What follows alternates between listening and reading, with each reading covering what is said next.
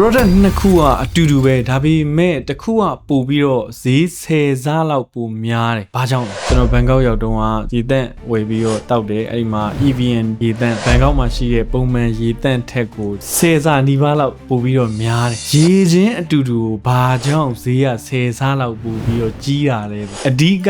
ကျွန်တော်တို့ product ကြောင့်မဟုတ်ဘူး။အဓိကကသူ့ရဲ့နောက်ွယ်မှာရှိတဲ့story ကြောင့်ဖြစ်ပါတယ် EVN water ဆိုတာကတကယ်ကိုပြင်သစ်နိုင်ငံမှာရှိတဲ့တောင်တန်းတွေကနေပြီးတော့ရတဲ့စက်တွေနဲ့ပြန်ပြီးတော့လှုပ်ထားတာမျိုးတွေမရှိဘဲနဲ့တကယ်ကိုလုံးဝ purify ဖြစ်တဲ့ဒီ mineral ရေတန့်ပေါ့ဒါနောက်ွယ်ကသူတို့ရဲ့ story ဘယ်လောက်ထိကိုတန့်စင်တယ်ဘယ်လိုမျိုးလက်ဆက်တယ်ဘယ်လိုမျိုးနှုတ်ပြမှုတွေပေးစွမ်းတယ်စသဖြင့်လှုပ်ထားတဲ့ brand positioning ကငင်းရစရာမရှိဘူးဒီဈေးနဲ့ကျွန်တော် marketing လုပ်တဲ့အခါမှာအရန်အရေးကြီးတဲ့အချက်ကလည်းအဲ့ဒီအချက်ပဲဘာလဲဆိုတော့ကျွန်တော် brand positioning လို့ခေါ်ပါတယ်ကိုယ့်ရဲ့ product တွေကိုယ့်ရဲ့ brand တွေရဲ့နောက်ွယ်မှာတကယ်ကိုခိုင်မာတဲ့တကယ်ကိုကောင်းမွန်တဲ့ story တစ်ခုကလည်းအများရှိနေဖို့လိုပါတယ်